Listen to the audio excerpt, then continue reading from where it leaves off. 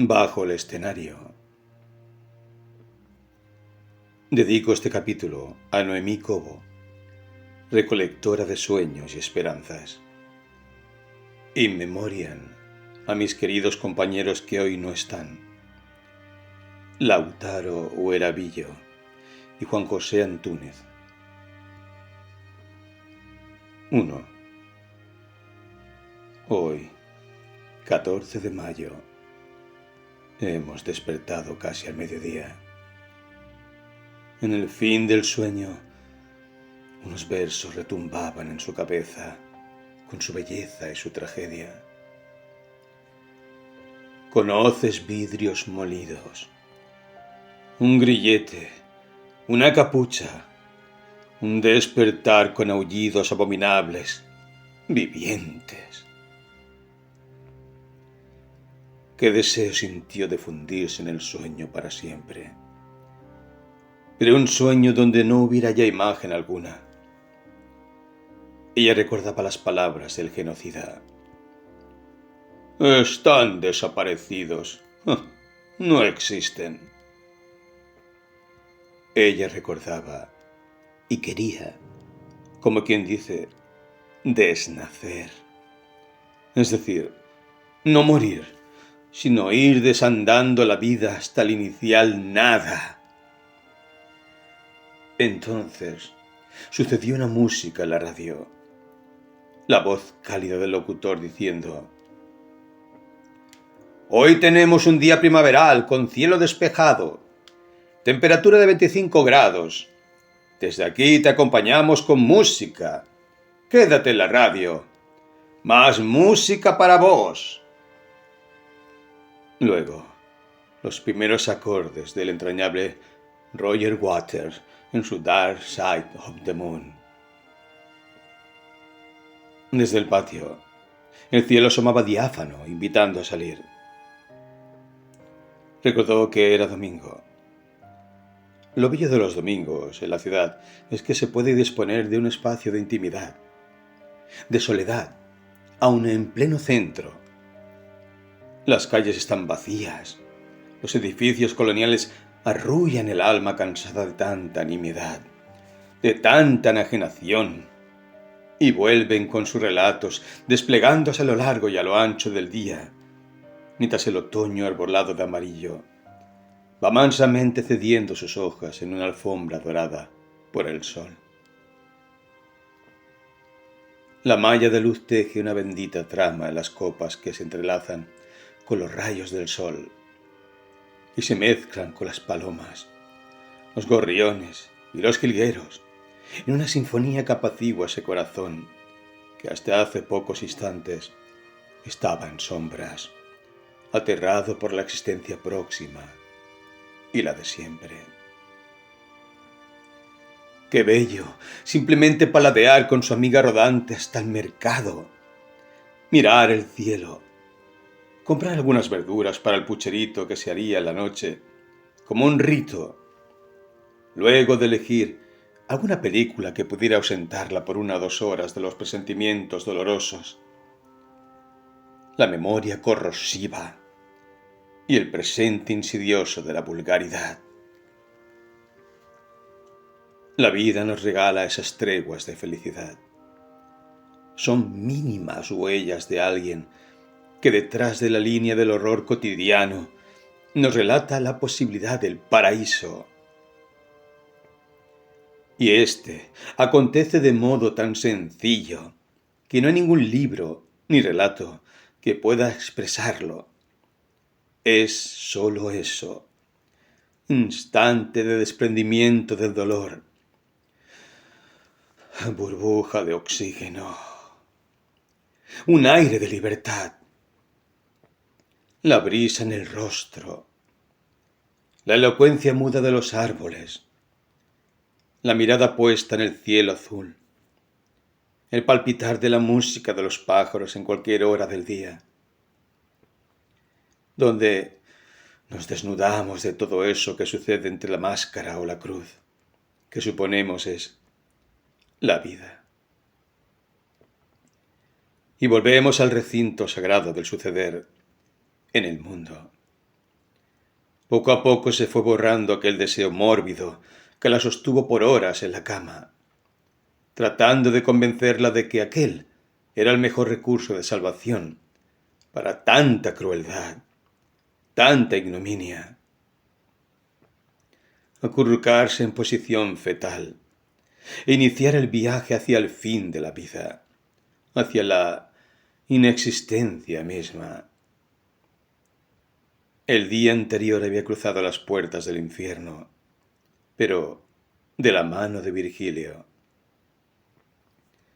No había vuelto a aquel sitio desde 1995, cuando Lelia, su personaje, decidiera abandonarlo para siempre. Antes había estado junto a las madres de Plaza de Mayo, con un largo, infinito paño blanco que tenía los rostros estampados de los desaparecidos. Manifestación contra el indulto, que fue ferozmente reprimida por el gobierno democrático de entonces. Ella, Lelia, no había vuelto a cruzar las puertas de la ESMA, aquella escuela mecánica de la Armada, nuestro Auschwitz vernáculo, que había sido el sitio de tortura y luego el último sitio. Desde ahí los trasladaron en aviones. Jóvenes, madres, adolescentes, todos aquellos que habían soñado con un mundo distinto, y aun los que solo habían participado de alguna expresión comunitaria, de algún hecho fortuito que los tuviera en la libreta de los nombres de los llamados subversivos por el gobierno de facto. Hacía ya 2 décadas que aquel inmenso complejo edificio de 13 hectáreas, que alguna vez fue una simple escuela de militares, para convertirse luego en el centro mayor clandestino de detención, tortura y muerte, se había convertido en el gran museo de la memoria. Así rezaba el cartel de la entrada y se repetía en cada respiración, en cada sitio del lugar. Memoria, verdad y justicia. Ella lo sabía, pero no había podido acercarse allí por aquellos sórdidos motivos. Doble razón que la mantenía alejada de su lugar. Los recuerdos de su personaje, la huida de la casa junto a su hija allí, en aquel edificio de fachada verde militar, construido justo frente a la ESMA. Esa idea atroz de la cuna herida. Pero cuán extenso es el pensamiento que frente a su pequeño dolor, tantas cunas heridas sangraron en tiempos anteriores, justo frente a su casa, todos los días, cada vez que se oía el grito de una madre, el llanto de un niño que nacía, y luego el hijo arrancado del pecho y la madre trasladada en los vuelos de la muerte. Ella había llegado hasta allí de la mano de Virgilio. Memoria, verdad y justicia, rezaba el cartel principal. Luego tomó uno de los caminos entre la inmensa vegetación, aquella naturaleza cuidada por libre, que crecía por todas partes. Árboles, arbustos, flores, floraciones perennes. De pronto, una paloma se cruzó en su camino y la acompañó durante el trayecto. Una pequeña paloma gris, como todas, solo que ésta parecía intentar decirle algo. El avecita la conducía, mientras nacían inmensos los carteles con los rostros, con los nombres de los desaparecidos. Allí estaba la adolescente que había conocido en su juventud. Más adelante otra, un perfil que desconocía. Y otras, y otros, como si se elevaran contra el decreto del olvido, contra aquel pasado de anonimia y fosas comunes, de cuerpos separados de toda identidad posible. Súbitamente se detuvo y prorrumpió en llanto. Frente a ella se alzaban los rostros de sus amados, los que en su adolescencia habían sido compañeros de luchas y de sueños. La palomita seguía entre caminata y revoloteo, como guía fiel hasta la puerta. Entonces entró al templo de los hijos, las puertas abiertas, generosas. El frío contrastaba con la calidez de los rostros que la recibían sonriendo. Vio más carteles, más nombres. Pensó, nuevos sueños, o los mismos ahora multiplicados.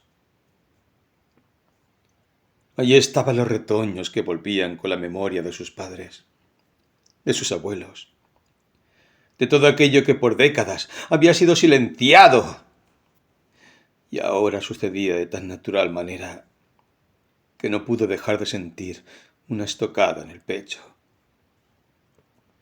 Así, entre la congoja, la remembranza y la ternura, transcurrió aquella jornada. Y ella habló en nombre de la poeta que había regresado y en nombre de los que no volvieron. Habló en nombre del amor y la lealtad por los grandes ideales que sustentaran. Y los brazos se abrieron y la estrecharon como en un refugio sagrado.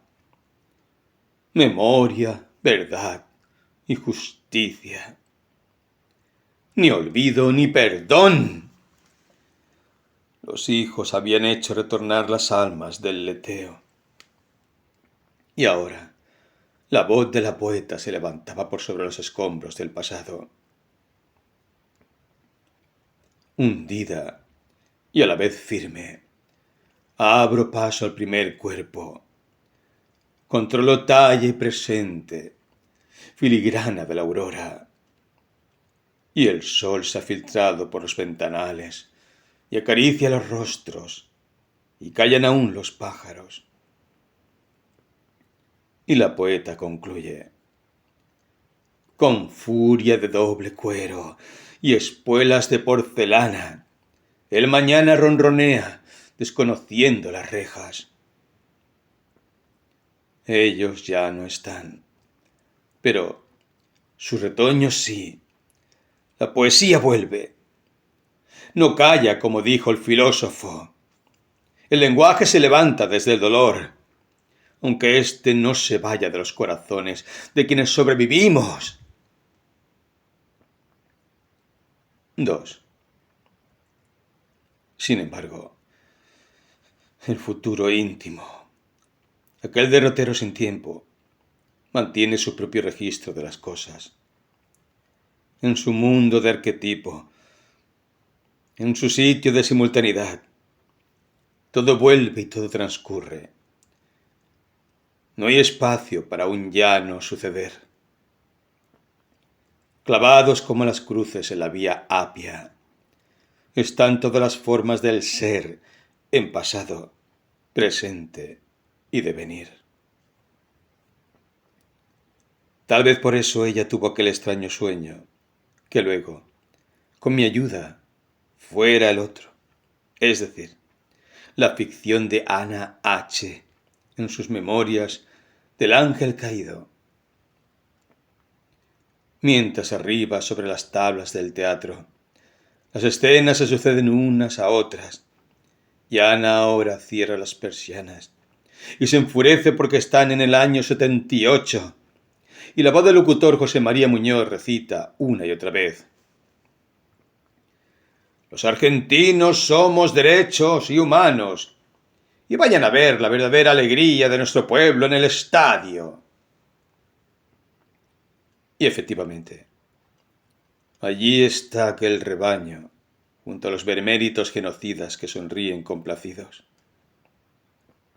En tanto, como un eco en el túnel del tiempo, entre gritos de ¡Argentina! ¡Argentina! de aquel pueblo acontecido, lobotomizado.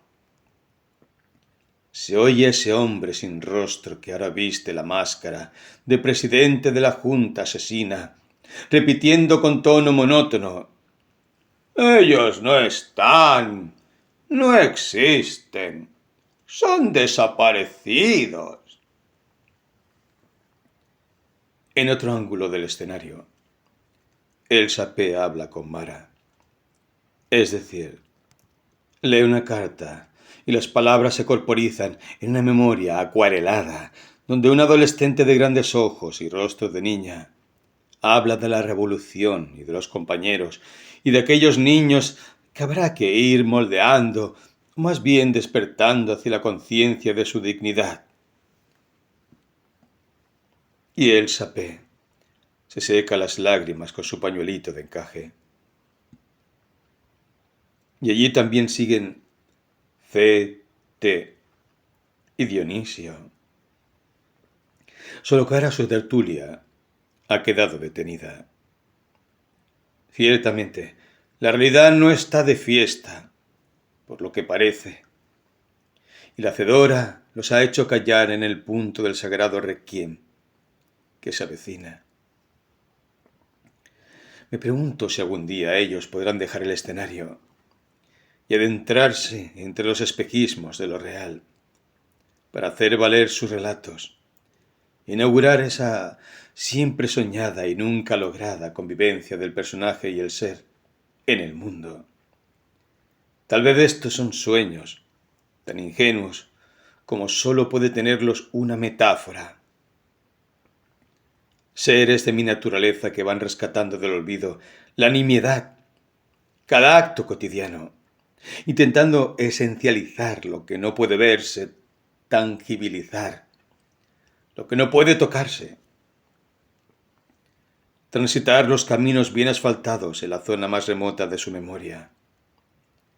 Recuperar el bosque, las cárceles de piedra, donde los árboles, a pesar de todo, se inclinan y se acarician. Entrelazan sus copas tratando de recuperar la espesura original que los uniera alguna vez. Y ella ha salido hoy para recuperar un trocito de presente. Y yo la he acompañado para recordarle que a pesar de todo, aún está en la vida. Qué pequeños destellos de bienaventuranza aún en la más honda tribulación. Y que la inocencia de las cosas sigue allí, intacta, de pie, sin saber que puede barrerse todo de un plumazo a causa de la necedad del jinete rojo que ronda los tiempos. A pesar de la gran desrealidad que acomete la angustia, sigue firme el verbo verde-amarillo de las estaciones. El océano celeste del firmamento, el parpadeo infinito de las estrellas. 3. Sobreviviente de ambos holocaustos, Ana se deja caer en el abismo. El mundo sucediendo por aquellos amargos tiempos del inicio de los 80. Es demasiado banal. Aún recuperada la democracia. Demasiado absurdo para una superviviente. La fiesta de la memoria pronto será opacada por los decretos del olvido. Y Ana se sumerge en una lasitud de penumbras, en busca de lo absoluto. Sueño de Ana. Ana estaba extraña, acurrucada en el sillón de mimbre, tomando sedantes sin control. Parecía haber regresado a un punto de su niñez. No podía, como ya he dicho en otra ocasión, salvar a un condenado por una justicia de leyes inexplicables para mí. Ana hablaba de los días pasados. Decía que la historia por fin había logrado alcanzarla. Hablaba murmurando. Los objetos la enternecían. Repetía una y otra vez: solo ellos son inocentes. Mi sueño me dice que el éxodo está cerca. Pero, ¿cómo hacer de nuevo al hombre? El mundo del pensamiento, los grandes mitos, son como un continente sumergido, una Atlántida sin retorno. Después, miraba por la ventana. Los sedantes parecían provocarle una especie de tregua, un ablandamiento interior. Hablaba con cierta paz. A veces incluso se dejaba llevar por una piedad inmensa. Sonreía dejando que el llanto la alcanzara y decía cosas como: los días por venir. Todo tiene que suceder así, porque, aunque no escribamos la historia, la sufrimos. Y alguna vez la tristeza parirá tantos hijos que ya no tendrá sentido seguir esquivando el bulto. Los días por venir. Puedo adivinarlos. Otras guerras. Cristal que nunca acaba de dividirse. Al hombre no le alcanza con toda la muerte que hizo, y la muerte no es más que una dama de otoño. Una pobre dama inocente cuya verdad es no ser, y solo eso.